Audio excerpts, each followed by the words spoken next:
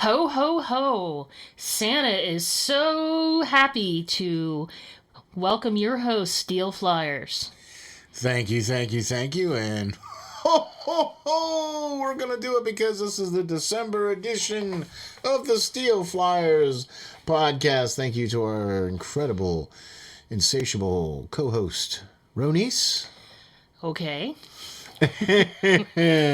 So we would like to thank you all for coming by and joining us. We're going to get into a lot of things sports related here, especially for December. And It's that looking like that time of year again. Right, and it is looking like that time of year again, you know what I mean? It's getting cold and blustery here in the east, and and football season's getting deep, and we're at the end here with conference championship games with the college football, and hockey season is at the quarter mark of the season already. The NFL is in deep into their season now with week 14 starting. Yeah, there's only 4 more weeks. Yeah, week 14 starting tonight with the Pittsburgh Steelers versus the Minnesota Vikings. I'm sorry, the Minnesota Vikings in Minnesota. That's the Thursday night game. So as we're recording this, the game will be at some point. Soon, right. So thank you all for checking us out and hitting the subscribe and hitting the like and coming to the SteelFlyers.com website. Really appreciate all that and all the support. So really appreciate all that. So, where do you want to start first? We might as well rip the Band-Aid. Let's rip the Band-Aid. All right, it's the 800-pound elephant in the room, and that is going to be the fact that the Philadelphia Flyers are now coach hunting. No, they have a coach, sort of. No, they're coach hunting. Yeah. Yeah, because they thought, okay, yeah, Michael Yo will come in and take over. And I saw a bunch of tweets that said, please don't tell me that Michael Yo is taking over. And then I said, okay, from a friend, Michael Yo is taking over. It wasn't me. I didn't tell you. I didn't tell you, but it came from a friend. Yeah. Okay, and, look, I'm going to, because I have this great little network and I have this great little platform, I can voice my opinion, and I think it goes much deeper than just the coaching. Well, yeah, because someone very wise said you can't fire all the players. I mean, you can't. And see, that's getting to be the scary part. Because let's think about this here for a second, okay? Seriously, folks. Let's think about it. Claude Giroux has been with the team for 15 years. Sean Couturier has been with the team now for quite a number of years. And JVR, this is his second stint back. Okay. And for the most part, and, with the exception of this year, Voracek's been with the team for quite a number of years. And the same core group of players continue to stay with the team throughout every single coaching change. They never changed really the core group of players, and they never really... We've had how many coaches in the last 10 years? Yeah, one every 2.5 years. It's ridiculous. Right? We sat down on the Hockey Writers Inc. show the other night that is premiering, that premiered today, actually, with Lance Green that I do, the Hockey Writers Inc. Go check that out. We talked about Big Boy Pants being relieved of his duties, and I just think it goes more deeper than that. And I think that you have to look. I'm not taking anything away from Claude Giroux. Is he one of the best Flyers to ever suit it up? Yes. Is he one of my favorite players? Yes. Is it a shame that the organization never built a team around him? Even now, when they brought AV in, right, they still never built a team around Giroux. They built it around Hayes. Yeah. I don't know. And they didn't build it around Sean Couturier, the guy who just won a Selke trophy for you. What? I think there needs to be a radical shift in... Thinking? Club identity. and be what it means to be a flyer. You know what I Like, mean? actually answer that question that Vigneault asked last year.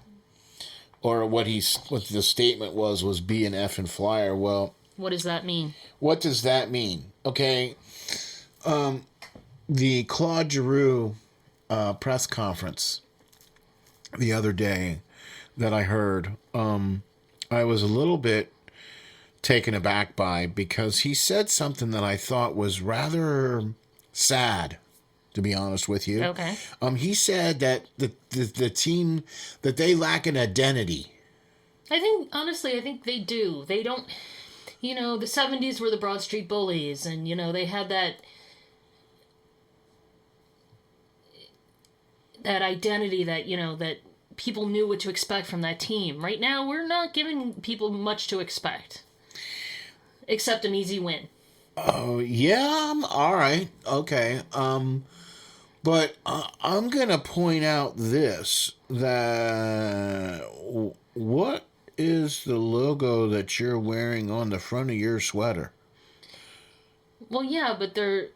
No, see, wait, hold on. Let me finish my thought on that. You are signed to be a Philadelphia Flyer, are you not? Yes. So that means, guess what? You are a Philadelphia Flyer. First and foremost, before you're anything else. Right. But I think they need to embrace that Philly attitude, and I just don't see that. They don't have a coach that has that Philly attitude.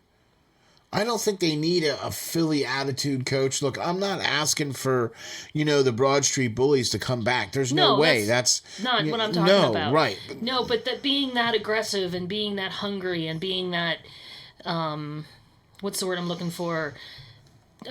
Motivated. I don't know if that's... There you go. Drive, want to, aggressive, what? The fact that they brought in Giroux and then just put a bunch of guys around him that were like him.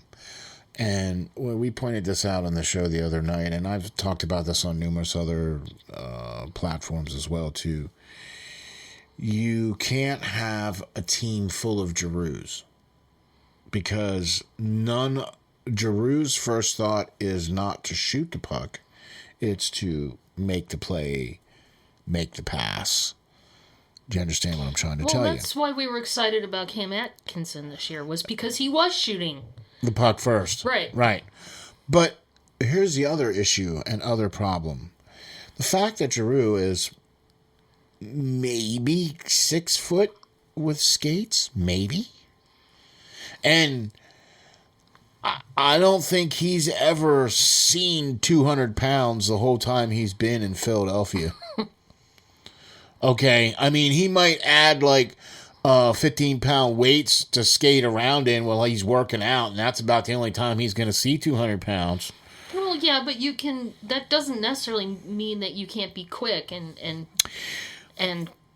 move fast and get that speed to...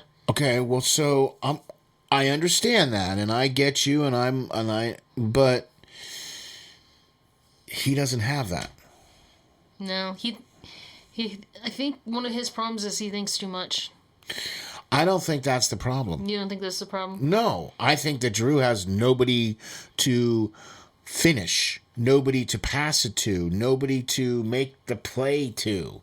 They've got everybody spread out so thin that all the talent is all, spread out throughout the entire lines because of the injuries and everything else. Yeah. You know what I'm saying? And I really think that keeping Giroux on the wing has been the wrong thing. His natural position is center. Look, I'm not talking about making him a 1C. Make him a 2C. He doesn't have to be the number one center. Just make him the number 2 center. For whatever reason, they just kept putting him on the wing and whatever. And see, here's my problem is we can all sit back and say what they should do, but it's like watching the baking championship and telling them you need a chocolate glaze for that donut, and then at home you forget to put the apples in the apple pie.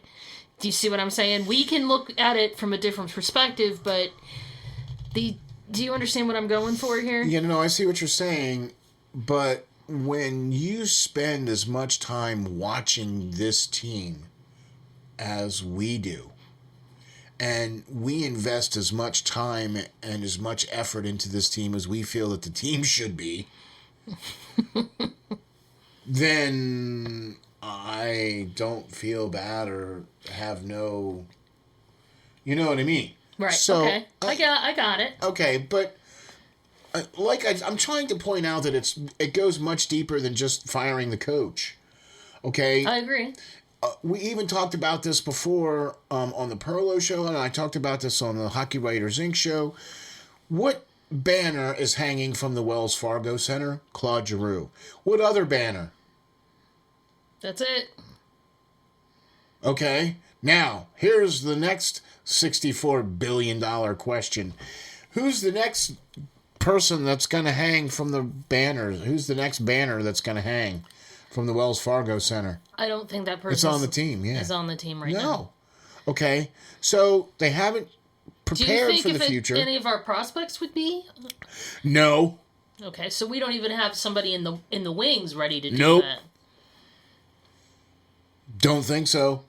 Because there could be maybe one or two. I mean, there could be. You know, who knows? Right. You know what I'm saying? But you look at the draft that Hextall, the players that Hextall drafted, and none of them are even really making the team, on the team, with the club, with the organization, or whatever the case is. Okay? Or still down in the AHL and still haven't blossomed or fathomed to whatever they're supposed to be, or haven't reached any potential or nothing. And when your call-ups aren't worth putting on an NHL sweater, who are you going to call? Ghostbusters. Well, you can't. Oh, Because that's right. you can't suit them up. Okay, they can't wear a sweater and play hockey. Slimer would be a great hockey player. He would. Actually, he'd be a great goalie because he would just eat the puck as it would come. Right, you know, he would just chase the puck so he could eat it. And right? we would get near him because they don't want to be slimed. There you go. All right. It's like having a walrus as a goalie. The only problem is that he couldn't ever get close to the ice because if he did, he would get completely stuck. He wouldn't be able to move because he would be frozen to the... Oh, okay. Right? Because he would be like this big, giant, hard glob of... He would just be stuck. Because he'd be, you know, he would be frozen now, you know. He wouldn't be able to move or anything, you know. All right, that's a sick vision right there. Okay. Off on that tangent. Yeah, right. So, look, Philadelphia needs to basically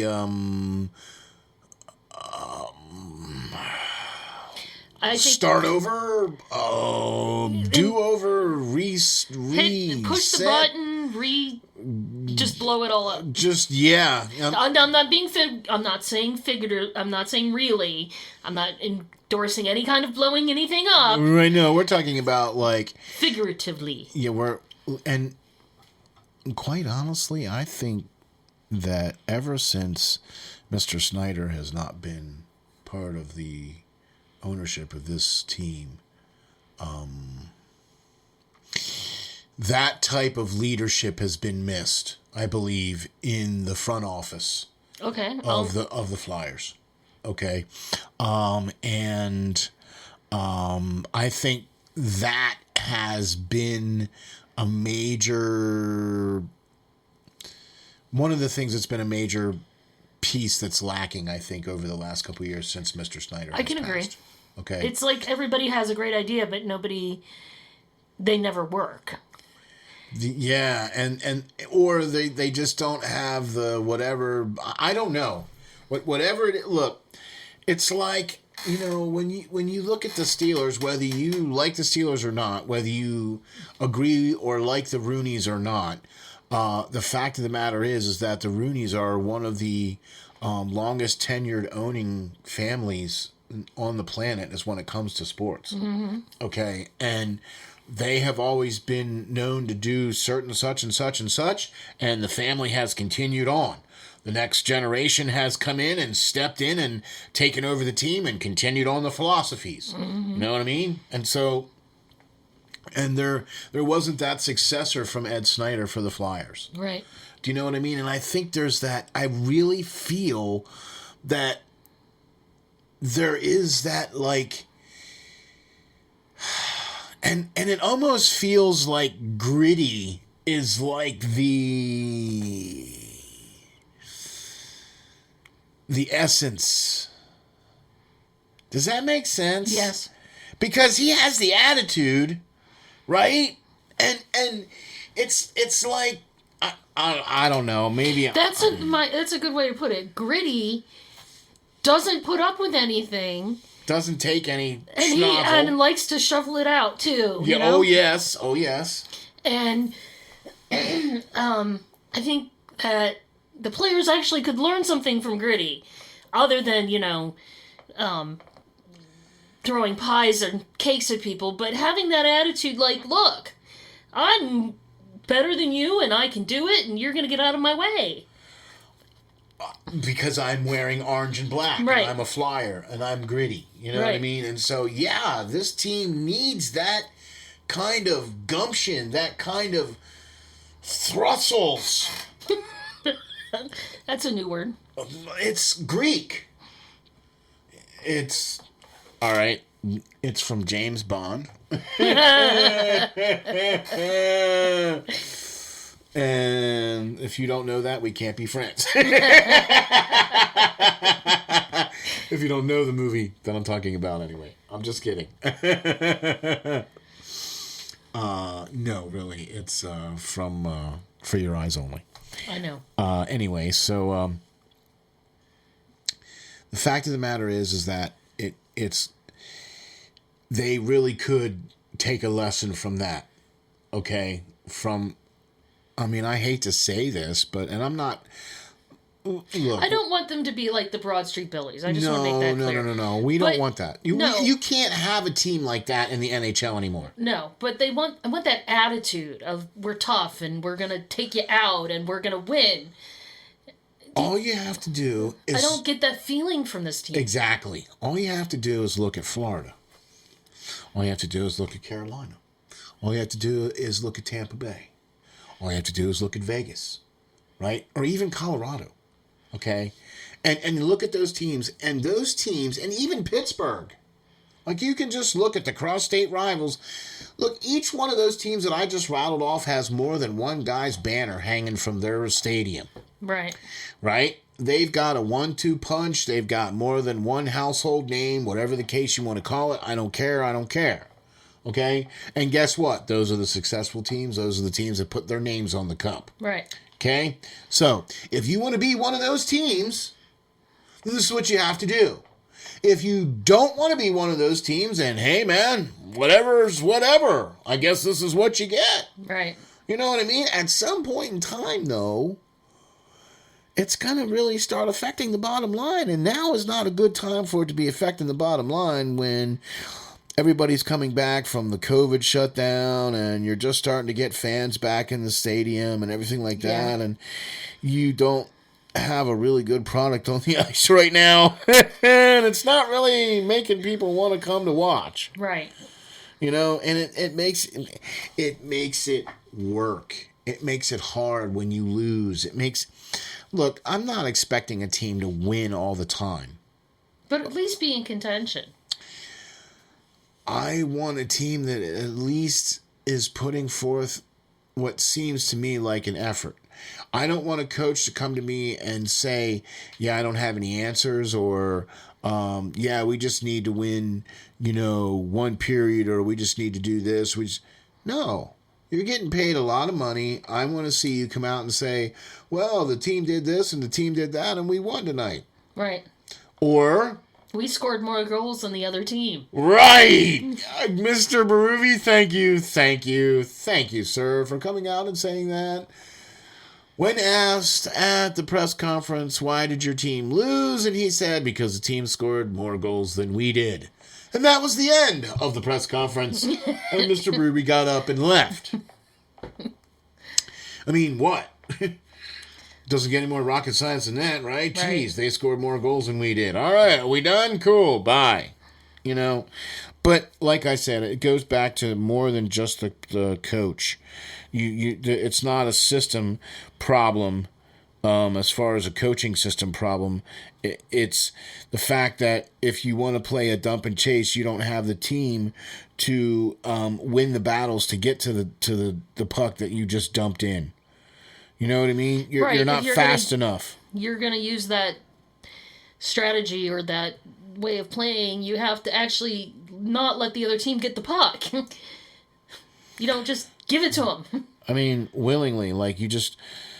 It's like I was saying the other night, you know, when you skate the puck in, you have an 88% chance of getting a shot on goal when you skate the puck in. Mm-hmm. I mean, I guess you can't lie on that. You know what I mean? And, right. And the fact that, you know, Philadelphia just utterly does that all the time. Like, there isn't even it doesn't seem like they're even playing like a system. I think they are, but I don't think it works. I don't think they have. Look, they went and tried to get all these players. You know, Chuck went all in and got all this, you know, Hayes and AV guys, right? And well, Hayes has only played but a handful of games so far this season, and for the most part, so are the rest of the guys that they brought in to be built around Hayes, and to be quite honest with you, I don't think that them building around a fill-in player like Hayes, with a system like AV's system that requires you to be a 200-foot responsible player, but completely allows the defense to just do whatever the frick they want and not worry about playing defense. I mean, the Flyers have a really good goaltender in Carter Hart. Yeah, and I don't think he's being used as well as he could be. No, he's being hung out to dry. Right, look, I sent this tweet out to one day, and somebody said, hey, what are your observations regarding the Flyers? And let me see if I can find it here real quick, because I want to make sure that I quote myself perfectly here on this. And yeah, here you go. It said, guessing those warm and fuzzy feelings are long gone. And I said, yeah, we're down to the, cold and sharp feelings now. Right? And this was just the other day here. And it said, well, what would your observations of the team be? What would you say? And I said, all right, my observations are, number one, this team has no heart. The ownership does not care about team winning. Bad front office decisions. Only 1 star in G and no supporting cast. Overused 1 good D-man. And easier to fire the coach than 23 players. And number 7, a real shame. Yeah. Because they just signed Couturier to a long-term contract. And if I was Couturier, I would be like, yo, I need to have a say in who's going to be what's going on here, or I need to be getting out of here. That's an interesting question. Do you think, as sports moves forward and more emphasis is put on winning and championships and all of this, that it will start being, that they will start including that in the contract, that maybe part of the next players association agreement, that they get a player representative in the coach, like, when you do a hiring, that you have one of the players gets to be part of that process. And Probably do you think never. You don't think that would happen? Nah. Because to be honest with you, in the end, it's the coach.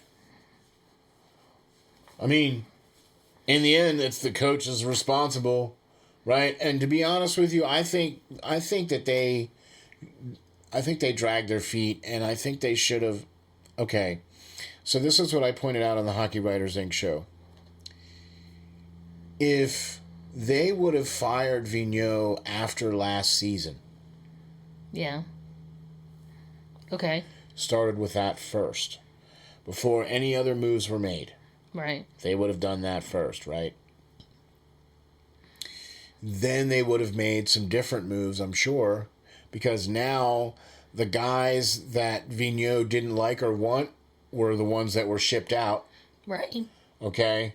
And all the guys that Vigneault wanted to keep, or all the ones that he wanted to go get, because that's what Chuck Fletcher did, was go out and get all of his guys. Right. So if Vigneault is fired after the end of the season, yeah, now all those moves that Chuck Fletcher made to get all those AV/Hayes guys aren't made now because AV isn't there. Right. They're not trying to recreate his team. So do you see what I mean? Yeah, if they had done it earlier, they could have had maybe at least a better... I mean, we started off okay, and it just went downhill. It was never gonna maintain. Because you didn't have Ellis and you didn't have Hayes. So everything was basically a fill-in until those guys came in, and that's what everybody was hanging their hats on, that fact. Mm-hmm. That Hayes and Ellis are going to come back, and this team's going to be great. And Frost is going to be the next coming, and blah, blah, blah, blah, blah, blah, blah, blah, blah. Here we are. They're at 10 games in a row now that they've lost. Hey, they won a record for something. I believe they've allowed more goals in the last 10 games than they did in the last 26 games of last year. Wow. Their differential is so negative that it's like Siberia temperatures. I mean, I don't know. I haven't looked them up, but gosh, let's break out the crack research staff here, and just for Deezies and dozies, what do you think? Oh, there you go. Yeah, okay.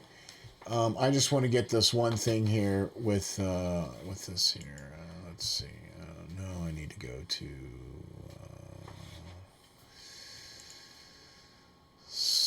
standings, league, comma, senior circuit. All right. Why do they call it the senior circuit? That was just the designation. The National League and the American League. The National League was considered, I guess, the senior circuit. I don't know, and that's what they call it. I just wondered if you knew. Okay, they're not quite as bad as I thought they were going to be, but they're pretty fracking bad. I mean, Arizona is a -49. Montreal's a -35. Ottawa's a -30. And Philadelphia is a -26. Chicago's a -25. Buffalo -22. The Islanders are a -21. And what's the top? What's the very top? As comparison. Arizona is the worst, -49. Okay, and who's at the top? Oh, the top. Like, yeah. Who has the other side of it? Yeah. Okay, yeah, the other side of it is Florida at +25. Okay. I just want to know the range. Okay, so what goal differential means is basically... I got it. How well your team plays defensively. How many goals you're letting in, as opposed to how many goals you're scoring. Scoring, correct. Right. There you go. See, that's why she's the co-host. Actually, Philadelphia or Florida is not the number one. It is Calgary. They are the +28, so they are the highest goal differential at +28.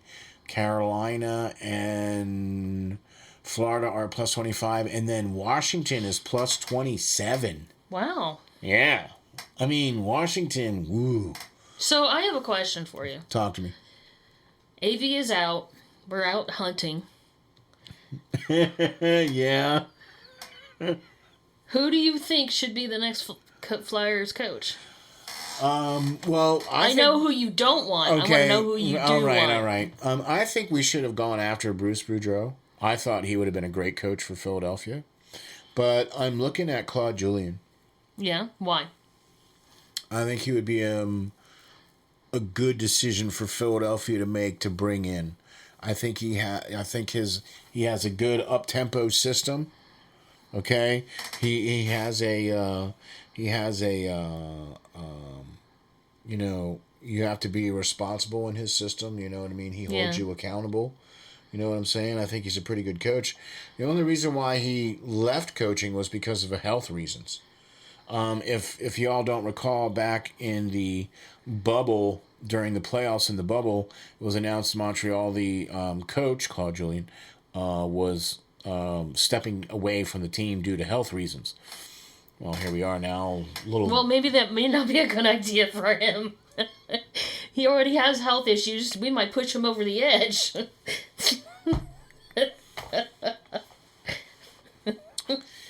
I can see the headlines now. No, but so let's move on to something maybe a little bit more positive. Not much, but okay. Yeah, not much, but a little bit. Ein bisschen. Just You're ein bisschen. Just a little. Yeah, okay. All right, so that would mean that we're going to talk about the Steelers. They're playing tonight, Thursday night football, against Minnesota. And there's no Joe Headiing again tonight. Lovely. Yeah, lovely. But most of the rest of the defense is supposed to be back and good, and T.J. Watt's back, and has been, and such, and this is a short. They pulled out a win last week, so barely, but they did manage to stop that one play, and that's all they needed to do. Yeah. Wait, no, I understand. Yeah, I get it. If they had done it better before, it wouldn't have come down to that one last play, but of course we can't have that. I mean, this is why we can't have nice things as Steelers fans. This is why you have to have 911 on speed dial. This is why you have to have a defibrillator hanging from your living room wall. Ready and charged. Ready and charged to go because you're watching a Steelers game. And guess what, folks? You'll be watching a Steelers game tonight! And you can't, go to bed at, halftime. Oh, no. Because you never know what's going to happen. What? Steelers could be losing, halftime? 27-0 and then get 26 points, I mean. Yeah, right. You wake up the next morning and it's like, it was 26-27? Really? Yeah, All right. Well, speaking of 26-27, we're going to take a quick little break. And we're going to have a little commercial here for you. And we'll be right back right after this. Ho, ho, ho, gentlemen. The holidays have come early this year as Manscaped has the gift that keeps on trimming. Santa's beard isn't so appealing when it's coming out of your trousers, and that's why Manscaped, the leaders in below-the-waist grooming, have you covered this holiday season. Now available in your country, join the 4 million men worldwide who trust Manscaped to keep their trees trimmed and ornaments polished. Go to manscaped.com and use code SteelFlyers for 20% off plus free shipping. Jingle balls to the walls, fellas, listen up. It's time to kill 2 birds with 1 trimmer and get yourself and your lady a gift. I'm talking about the Manscaped Performance Package 4.0. Take care of the family jewels with the great tools from Manscaped as your boys are bathed in skin-safe technology to reduce cuts and nicks on your look good in the bedroom with the Performance Package by Manscaped. Inside the Performance Package 4.0, you'll also find the Signature Lawnmower 4.0. This electric trimmer has proprietary advanced skin-safe technology to reduce cuts on your nuts. It's also waterproof so you can use it in the shower. It's like a gift to your partner with less mess. The Manscaped Performance Package 4.0 also includes the Crop Preserver and Crop Reviver, an anti-chafing ball deodorant moisturizer and toner. This hygiene bundle will also come with a pair of Manscaped anti-chafing boxers that is perfect wrapping for your presents. Will also help you to look good. The Manscaped Performance Package comes with the tools to clean up all your delicate places. Including in this new package is the Weed Whacker ear and nose hair trimmer, which is waterproof and uses a 9,000 RPM motor-powered 360-degree rotor dual-blade system. Nobody, not even Santa, wants hairs under their chimney. Manscaped is going beyond the groin with their new refined cologne, which offers a light yet masculine pleasing fragrance that will leave your lady on the naughty list this year. It's made with hypoallergenic ingredients that are vegan, cruelty-free, dye-free, and paraffin-free. 'Tis the season to load up on Manscaped products, so get yourself, your dad, your brother, and your friends the best gift of all, the Manscaped Performance Package 4.0. Get 20% off plus free shipping with the code SteelFlyers at manscaped.com. Get 20% off and free shipping with the code SteelFlyers at manscaped.com. That's 20% off with free shipping at manscaped.com. Use the promo code SteelFlyers, SteelFlyers. Clean up your nuts and make Santa proud this year. So we would really appreciate you guys hitting the manscaped.com and typing in the code there for SteelFlyers. Really appreciate Manscaped being a sponsor there. Thank you very much for that. So, speaking of Steelers, they're playing tonight against Minnesota.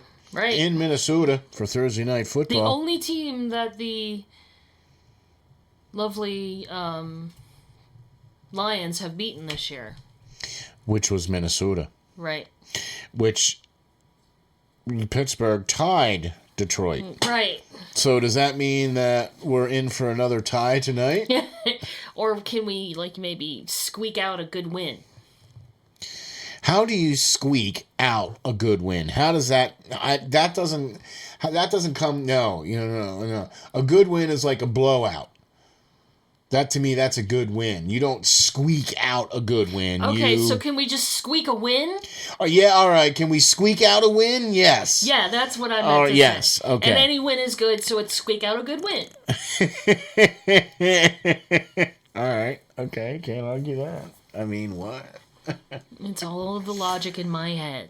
Hey, I'm with you on that. So, but I'm really excited about how this team is going to be able to try to overcome some adversity with it being a short week. The Steelers always seem to play the Ravens well. They always seem to play against Lamar Jackson well, for the most part. So it wasn't really that surprising that they won, to be honest with you, but in the end, the Ravens have a better record, not just in the AFC, but also in the division. And so, in the end, whoever's going to have the best record is going to win. It doesn't matter. Right, obviously. If you have 3 more wins than the Steelers, it doesn't matter how many times we beat you. Right. So, look, all I care about as long as we beat the Ravens. Hey, at least we beat the Ravens this year. No matter what else happens this season, we beat the Ravens at one game. Exactly. No matter what else happens, we beat the Ravens one game. So I'm happy as far as that's concerned. But I'm also... we talked about it on the 5-star matchup show a lot. The fact that there's also a rookie offensive coordinator running the show as well.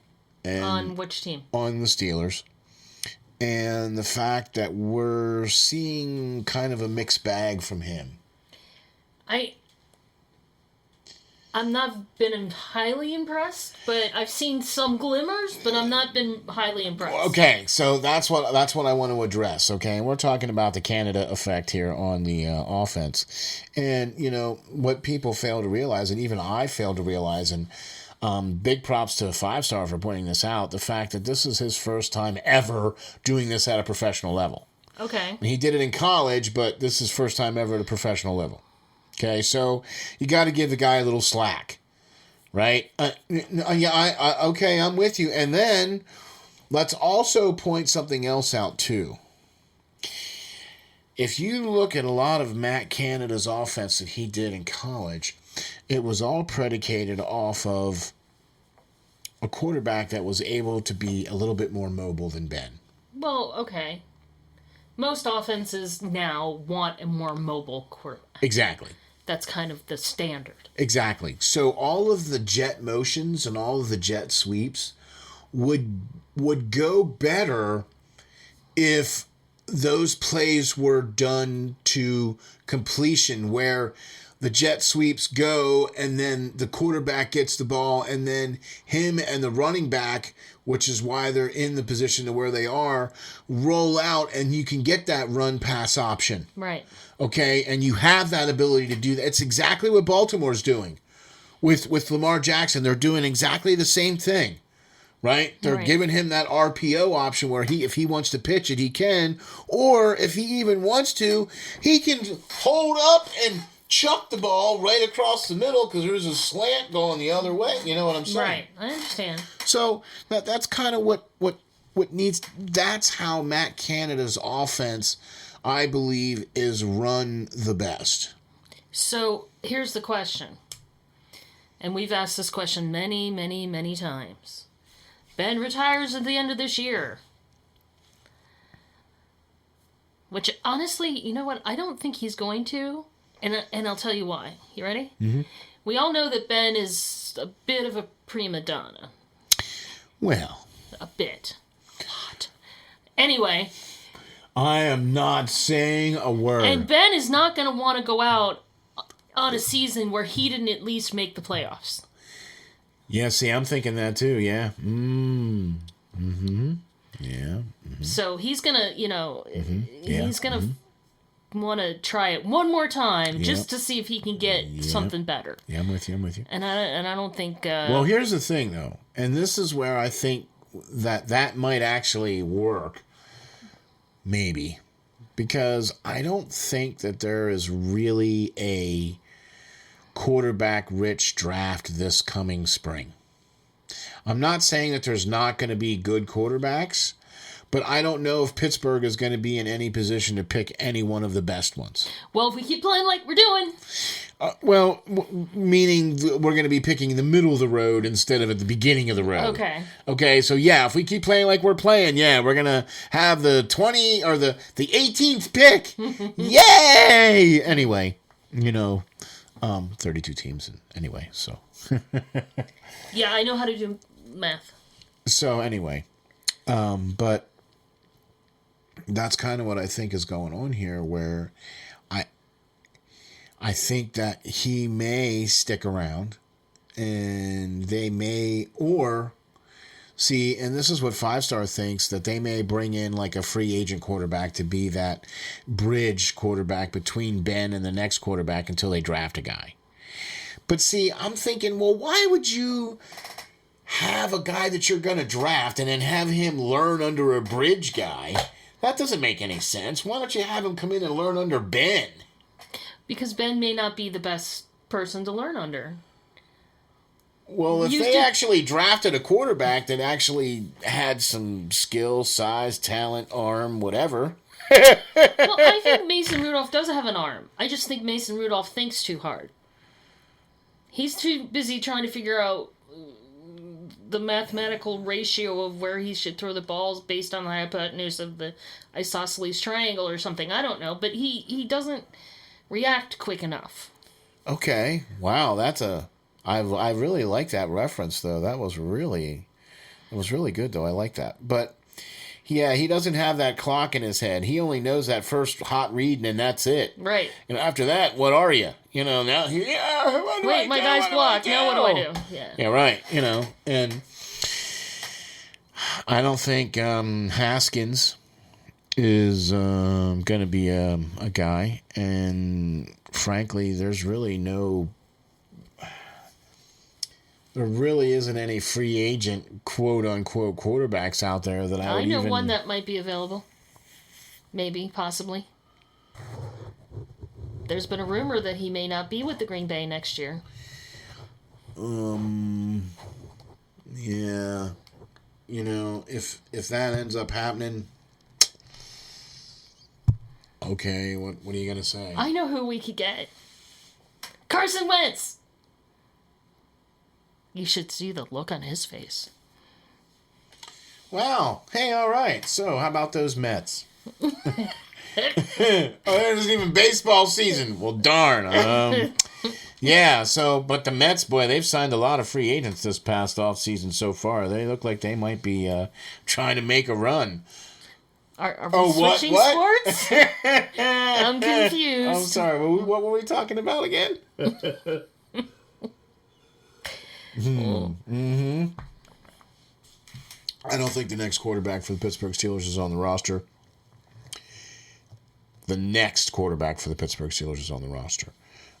Right now, the current one is Ben Roethlisberger, and until he is no longer on the team, he is going to be the quarterback for the Pittsburgh Steelers. Yeah. That's just the way and it's the same thing with Mike Tomlin. He's going to be the coach of the Pittsburgh Steelers until he decides he wants to walk away, and that's just the way it's going to be. Right. Okay? So I don't care what anybody says or what anybody thinks or feels, including me, right? That's just the way it's going to be. Mike Tomlin is not going anywhere until he decides that Mike Tomlin's going somewhere. Do you think the Rooneys would keep him if he keeps having a losing record? At what point do they say, look, we need somebody else? Like I said, I think he's going to be there until he decides he doesn't want to be there anymore. He's been there already now as long as Cowher was there, right? And I was very shocked. But then again, see, they didn't fire Bill. No, Bill thought Bill left on his own. Okay, yeah, but he went 8-8 and then was like, all right, I'm done. Okay, you know what I mean? He's like, he went 8-8 that following year, and then he was done. He was also wanted to spend some time with his family, too. Yeah, there was a lot of other extenuating circumstances, but the fact that he did that, and then he left on his own terms. Right. Like I said, he was the coach of the Pittsburgh Steelers until he didn't want to be the coach of the Pittsburgh Steelers, and then he wasn't. Right. You know what I mean? And so, there you go. It doesn't really matter what my opinion is of the coach is. None of that matters. All that matters is that as long as the Rooneys feel that Mike Tomlin is going to be the coach there, then he's going to be the coach there until he wants to leave. Right. Okay, so we can talk until we're blue in the face that we're not necessarily fans of the game plan that's being run, or the lack of clock management, or the lack of any kind of December wins or anything like that. Or nope, we don't have to mention any of that kind of stuff. Not at all, no. You don't want to mention that, you have 15 seconds left on the clock and you just kneel down? Let it tick away? Like, wait. You could run a play. What are you doing? I mean, yeah, there's so many things. Anyway, so... Go Steelers! Go Steelers, here we go. Here we go, Steelers. Here we go. We'll take a win whenever we can. Whenever we can, and we're hoping for another good win, and so there you have that. Would like to close out with Penn State going to the Outback Bowl against Arkansas. They finished 7-5. They lost their last game 27-30 against Michigan State. It was a really good game, and lots of snow in that game. There was a lot of snow in that game, but good game. And they, Michigan State, number 11 ranked team, they scored 27 against them, and they 27-30 on that game for Penn State. So that's a bowl game, the Outback Bowl. Okay. For Penn State this year. Hey, a bowl game is a good thing, right? Yeah, compared to what they did last year, this is a 180-degree turn for Penn State this year. Much improved. Clifford missed a couple of games due to some injury, and I think that really hurt Penn State. His injury and being out and or playing hurt for a couple of games where they lost.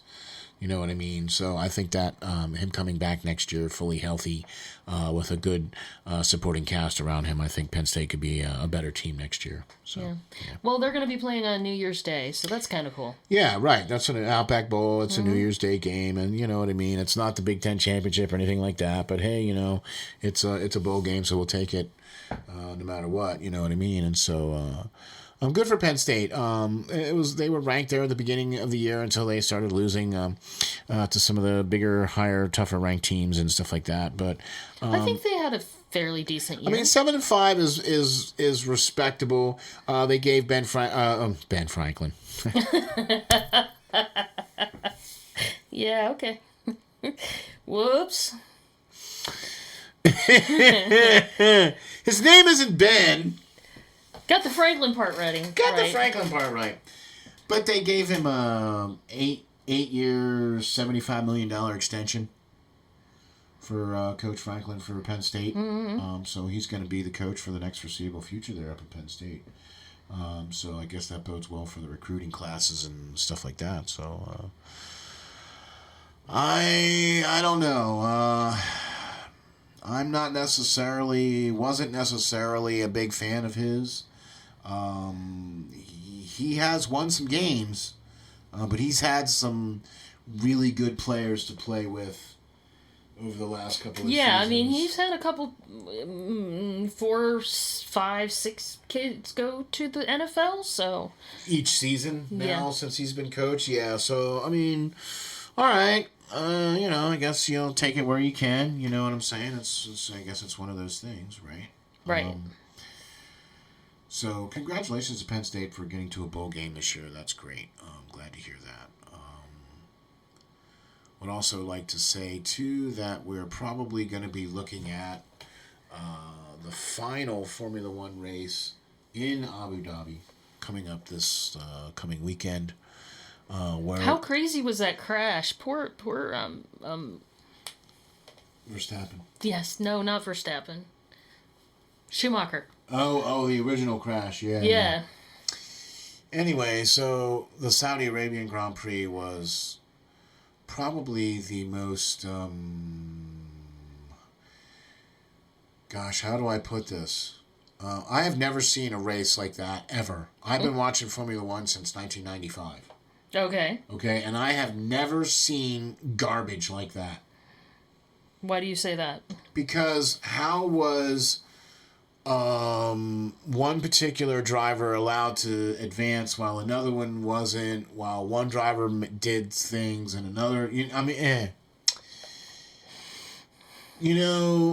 end, it's tied, or it's not really tied. I think it is tied, but it's down to Lewis Hamilton and Max Verstappen in the last race to see who wins the championship as far as the Drivers' Championship. I believe that the Constructors' Championship sewn up in Saudi Arabia with Lewis Hamilton finishing first and Bottas finishing third in that race. So I believe they sewed up the Constructors' Championship in that race. But there still is the Drivers' Championship to be determined between Lewis Hamilton and or Max Verstappen. And then I believe Red Bull will be second in the Constructors. And then I think Ferrari might be third. So it all depends on this final race. Ferrari's been racing against McLaren and Alpine for that third spot there on the run in the Constructors. So we'll see how that goes for the final race of the season for that. So Okay. Guys, I want to say thank you very much to Manscaped.com for sponsoring, for giving us a chance and for coming out and allowing us to get a trial run here to see if we can do it. Please, folks, go out and hit the like and subscribe, and please go get your guys a great gift and type in that SteelFlyers code. For 20% off for 20% and free shipping. off. That's right, 20% off and free shipping. And trust me when I tell you, folks, that I stand behind this product. I wouldn't be touting it if I didn't use it. And like I said, as a big guy, it fits in my hands real nice, and I don't have a problem with it. And it works really well. It takes care of all the things I need to get it taken care of. So check out manscaped.com. Get a 20% off plus free shipping if you type in SteelFlyers. That's SteelFlyers, SteelFlyers at manscaped.com. Check them out. Thank you very much for that. RoNece, thank you very much for such a great show. What do you think? Awesome. Yeah? I think, it's great. I mean, we're approaching the Christmas season. Merry Christmas. Merry Christmas to all of y'all if we don't get a chance, but we hope we do. But we're approaching the Christmas season, and thank you all very much for listening. We appreciate it. Yeah, that's right. Go check out SteelFlyers.com for all of your great all sports needs. We got everything covered there from hockey to AHL, NHL, the NFL, all kinds of other great stuff there. Go check it out. SteelFlyers.com. Thank you all very much for watching or listening. Just remember, folks, stay safe, stay strong, and hang tough.